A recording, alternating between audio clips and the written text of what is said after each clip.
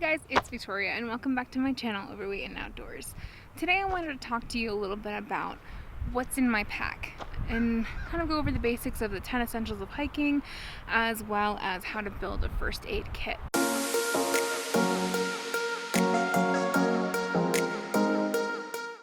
So let's start off with the pack that I carry. So it's about an 18-liter. It has two main compartments, which is one of the things that I really kind of don't like about it. But on the outside here is where I keep all of my first aid stuff, anything that I need quick access to. Inside, I keep my food, any layers that I'm bringing with me, anything like that. So on the outside of the pack, on the right strap, I have hand sanitizer, a whistle that has a compass and a thermometer, as well as this little rag that I can wipe sweat from. On the other side, I have a clip that I can clip my camera onto. Sorry, it's a little windy. So I tend to go with bright colors for layer packs, anything, just because it doesn't blend in, and also too, you can see it. So God forbid anything happens, you can see a red pack, a blue jacket or whatnot, or anything orange or whatnot like that. So next is my water bladder. This is a 3-liter bladder from Platypus. What I really like about it is that the top is a zip. So once you fill it, you can zip it like that. Also, the hose part comes out, so it makes it really easy to pull this out of your pack. I tend to carry a 3-liter mainly because there's extra room for extra water if I am hiking with someone that may not have that capacity, and I also like to carry a little bit of extra just in case.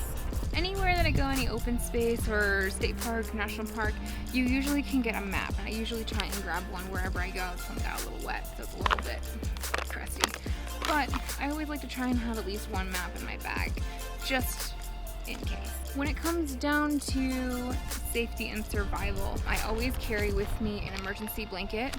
It can be a makeshift shelter if I get lost, or it will keep me warm if I get cold. I also carry at least one of these.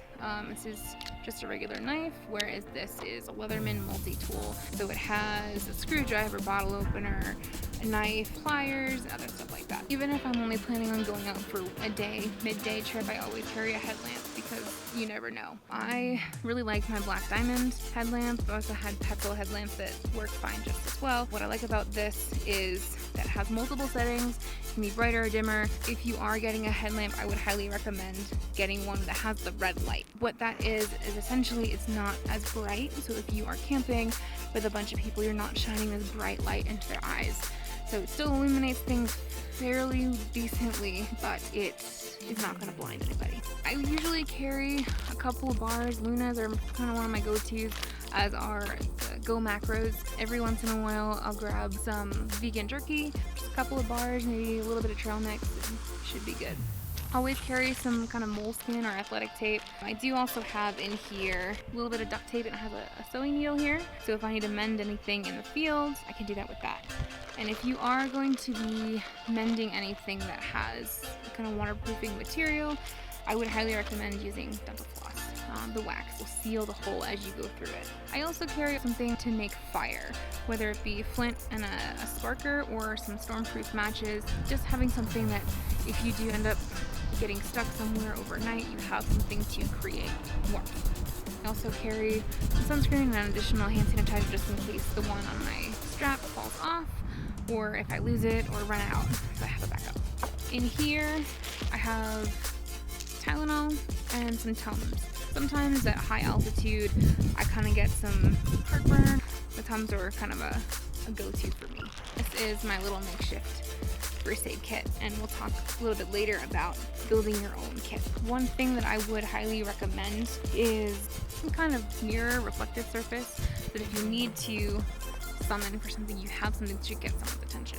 I also have an old ID, or a temporary ID, that I keep in here so I don't have to worry about losing my old one. And I'm not sure if all states do this, but Colorado does this thing called the Corsair, which is Colorado Search and Rescue, which essentially is you pay a membership. I think it's $2 or $3 a year, and if you need help Any search and rescue costs that are incurred from your search and rescue are covered by that card. I usually also carry a Garmin InReach. It's a GPS system and it has an SOS beacon. So say if I am going backpacking or hiking and my phone doesn't work, I don't have service, I can navigate myself on this. And also if anything were to happen, you can open this and press the SOS.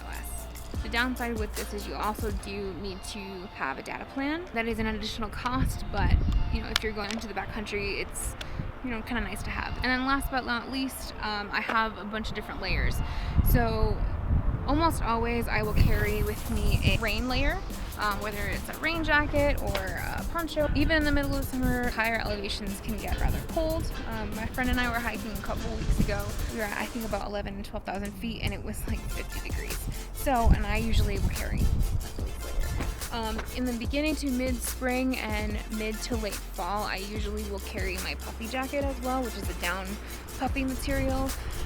So just as an extra layer. Usually don't end up needing it, but it's there just in case. And also, I do carry my sunglasses. So what are the 10 essentials of hiking? So number one is going to be appropriate footwear. And I previously did a video on that, and I will link it up here, or that, whatever side it is. Having proper fitting footwear is essential.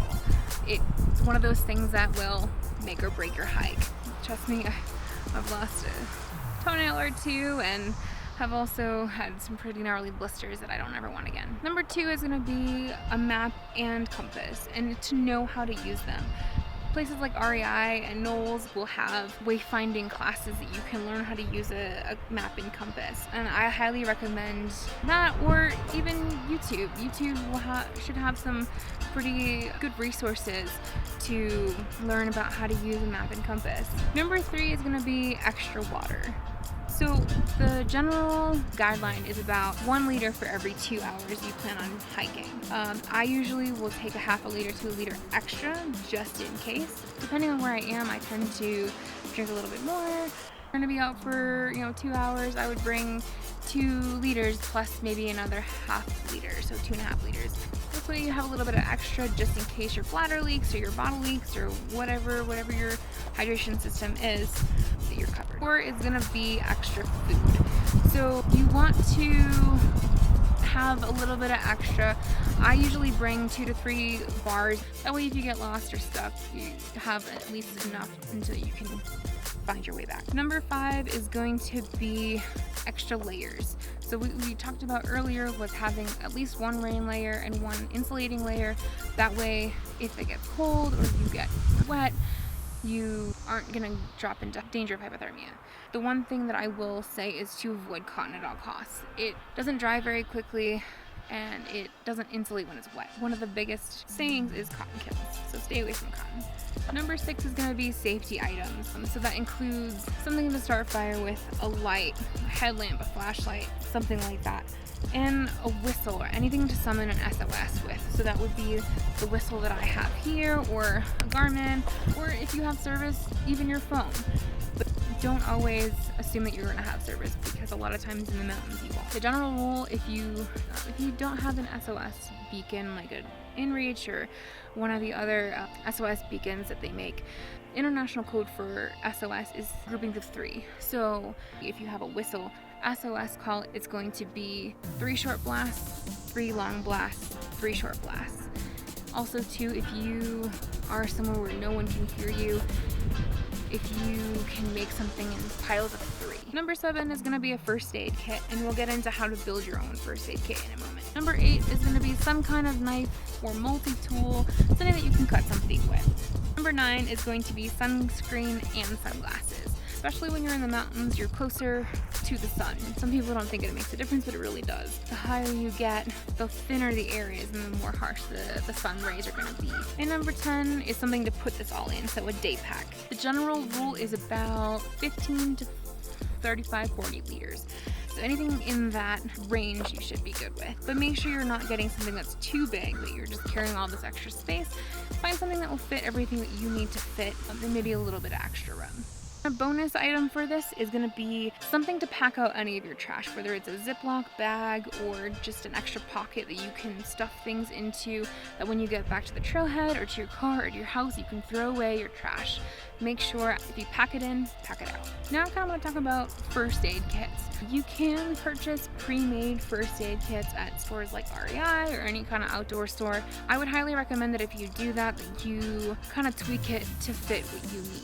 There is no kind of one size fits all when it comes to first aid kit, but if you can kind of tweak it and kind of make your own thing, that's great. If you are planning to just completely create your own first aid kit, it should include at least, if not all, of the following. First and foremost, if you have any prescription medications, I would highly recommend putting some in a marked either film canister or small bottle or mini Ziploc bag marked with what they are, and put them in your first aid kit. Next is going to be some kind of anti-inflammatory, whether it be ibuprofen or Tylenol, any kind of antihistamine, just in case you have any allergic reaction on the trail, kind of have that. Also, I would recommend some kind of antidiarrheal, Imodium or something like that. It happens. So you can either do some of the single-use packs, or you can do something like this. It's just a little capsule that once it empties, I refill with the stuff I have at home. Next, I would recommend some kind of moleskin, athletic tape, anything that you can kind of tape up a blister with. I'm a huge proponent of moleskin, so this comes in a big sheet like this, and you can kind of cut it to whatever size you need, and it's very, very easy to find. You can find it at any CVS, pharmacy, REI, outdoor store, wherever. So the next I would recommend is several different sizes of adhesive bandages. So I have a couple different sizes. I have like some knuckle ones and then just the regular ones. So if you need to tape up something a different size that these won't cover, you have that option. And then I have some packets of gauze in here that if I need to cover a bigger area that these aren't going to cover, I have that. If you are CPR certified, I would recommend carrying your CPR card and or mask. You never know when someone's going to need some help on the trail. I would recommend having at least one pair of latex or nitrile gloves, just so you can have some clean hands if you need to tend to something. Also, you want to have some kind of alcohol-based sanitizer, whether it's the alcohol wipes or a hand sanitizer like this, something that you can sterilize something with. It's also recommended to have a pair of tweezers, so if you get a splinter from a tree or whatnot, you have something to kind of pull that out with. I mean, this will go along with having your knife or multi-tool, just something to cut things with. I would recommend having some kind of antiseptic ointment or something that you can clean wounds with. And that's all I have for you on this topic. If you have any questions, please leave them down below. If you like what you see here, go ahead and like this video and subscribe if you aren't already. And I'll see you guys next time.